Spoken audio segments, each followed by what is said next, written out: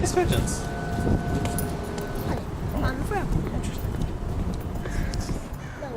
So usually on Sunday mornings, we walk down to the church and then we go grab some food at Starbucks. Connor was insistent on not wanting to go to Starbucks. I'm not sure exactly why. He mentioned that it was loud or he didn't like it or something, but it's not. It's a very quiet Starbucks over here.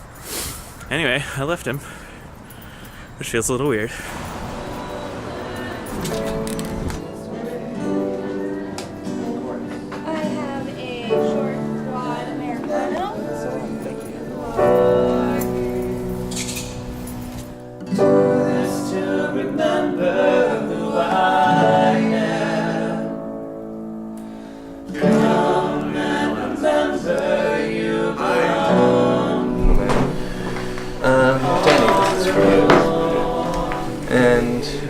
Okay, so that's church done. Church takes a remarkable toll on me, but I did this rock talk, so I think I'm going to show you what I was talking about. This morning at Christchurch, I told a story. It's been about a year since the presidential election. Today's November 19th. I was pretty wrecked. My mental and emotional health were not doing well after the election. I was having a hard time really centering myself on my belief that the world is a generous and good place, and that over time things are getting better and better for more and more people. That even though the numbers and data say that, I was having a hard time wrapping my brain around that, considering what I saw my neighbors voting for and believing in. The morning after, I got invited to this interfaith meeting of priests and pastors and rabbis and community leaders that were basically just planning what to do in the aftermath. There's a series of vigils and protests, some workshops and things like that, all centered around this shift that everybody felt. And being in that room on November 9th of 2016, I was just really grateful to be around people that felt this frustration and anger, but also seemed to want to turn that into something positive, to turn that into action, to turn that into movement. One of the people in the room, at some point we all introduced ourselves to each other, kind of had presented this bag, and he had this bag of small rocks. And he just said, you know, I brought these rocks. I'm no longer a pastor at church, but I was on the email list and wanted to come and show my support. And I wanted to offer anyone that wants one can take one. And then you can keep this rock with you and just know that this moment, these people, this room, that they're all across the city, people are doing the same work, they're fighting the same fight, they're feeling the same feelings, and they're embracing the same spirit that you're embracing. And you don't have to feel alone. He kept repeating that, you aren't alone. And in the moment, I was really grateful for that message. This week, it's Sunday, November 19th, and it's the Sunday before Thanksgiving.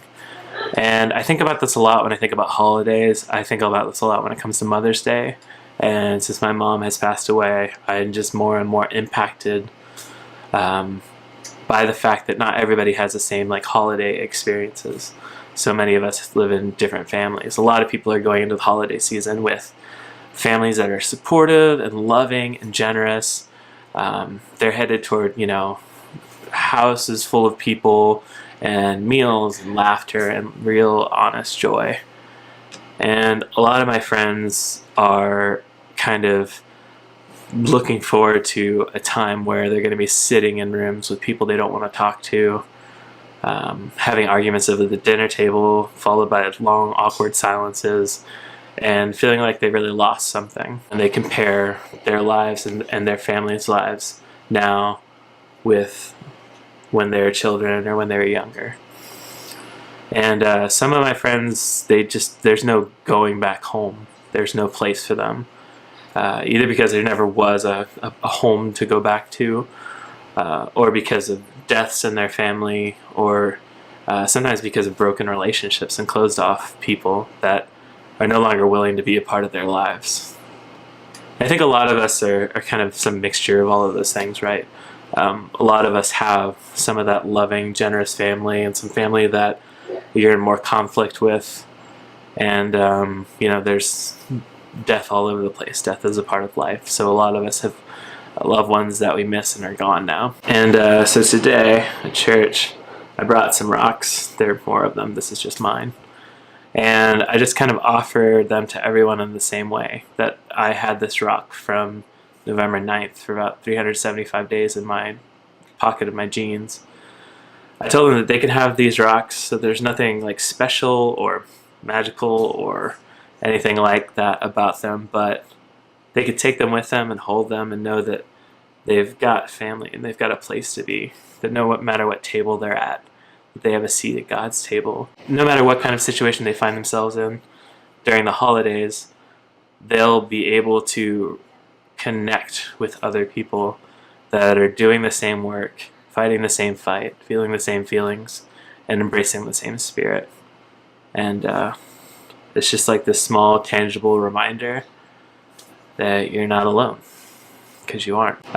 We have somebody that's paying us at Christchurch, or paying for shipping these.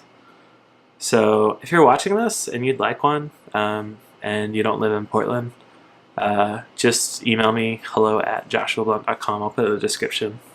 And I'll send you this in a little card, because it's true, and maybe this will help remind you. I feel very weird about this project because I've been thinking about it for an entire year, and it's incredibly important to me, and I almost don't care if it's important to anyone else because I think it's that meaningful to me.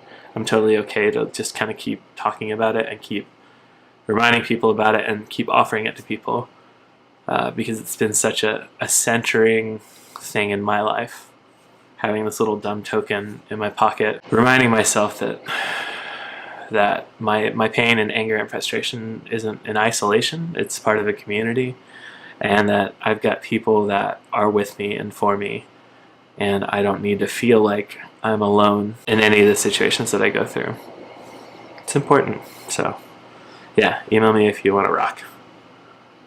I have a lot of them, so send you one. Also, there's really nothing else you can do with the change pocket in your jeans, so you can slip this in there and kind of forget about it until you need it.